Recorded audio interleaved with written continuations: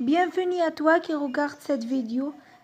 Tu es venu peut-être dans un but bien précis, non simplement par curiosité. Si tu es intéressé par les bases de solfège et l'apprentissage de piano, alors cette vidéo est faite pour toi. Bienvenue dans 5 minutes pour comprendre.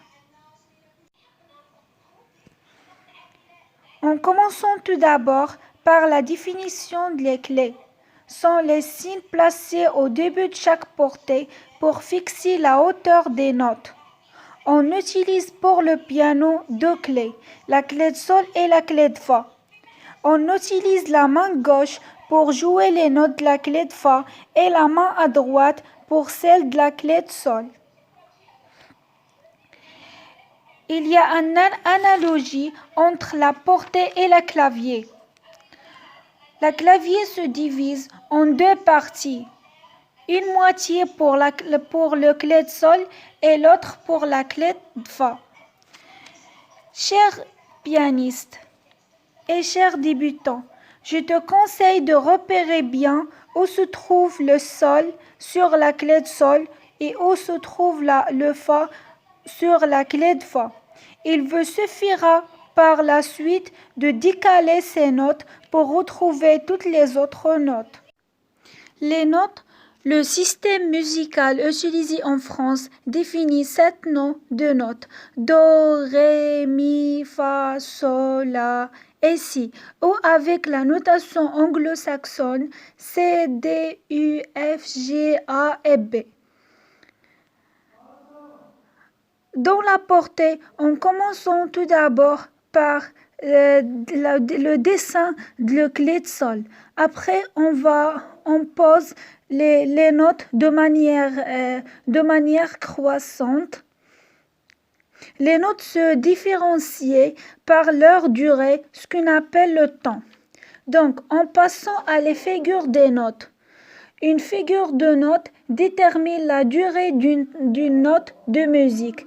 L'équivalence des figures de notes, la note carrée veut deux rondes, la ronde veut deux blanches, la blanche veut deux noires et la noire veut deux croches. La croche veut deux doubles croches, la double croche veut deux triples croches et la triple croche veut deux quadruplées croches.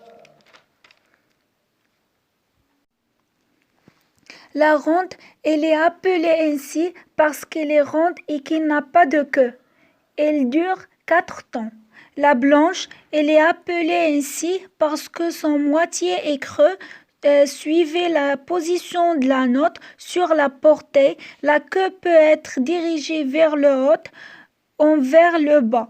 Une blanche dure la moitié de temps d'une ronde, soit de 2 temps.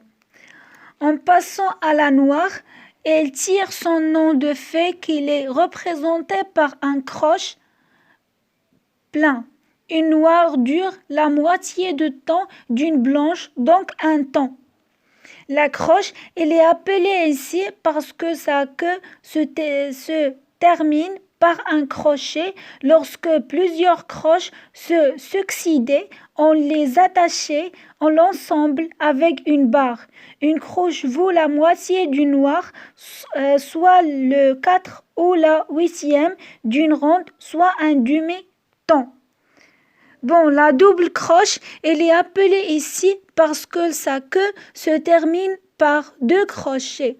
Lorsque plusieurs doubles croches se succédaient, on les attachait ensemble avec une double barre.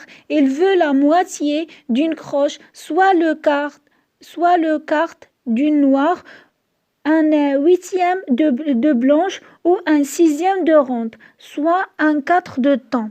La triple croche, elle est appelée ici parce que sa queue se termine par 3 crochets. Lorsque plusieurs triples croches se succédaient, on les attachait l'ensemble avec les triples barres.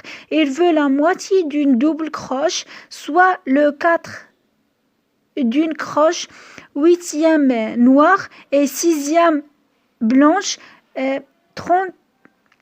32 rondes et enfin 8 temps.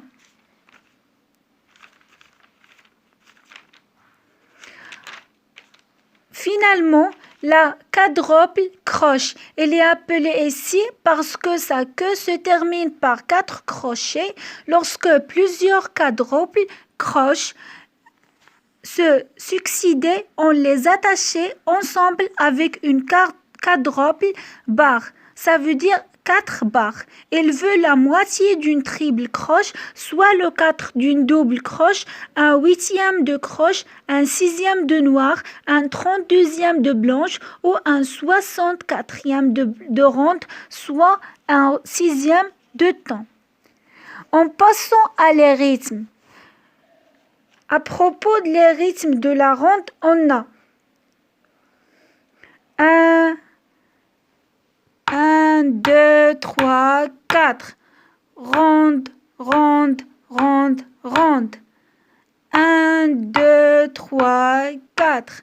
Blanche, blanche, blanche, blanche. 4 fois. Pour la noire. 1, 2, 3, 4. Noir, noir, noir, noir.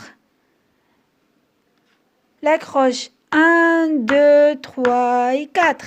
La croche, la croche, la croche, la croche. On appelle, c'est l'extrait de la sonore. L'extrait de la sonore pour la double croche, on a 1, 2, 3, 4. La double croche, la double croche, la double croche. Et ainsi de suite.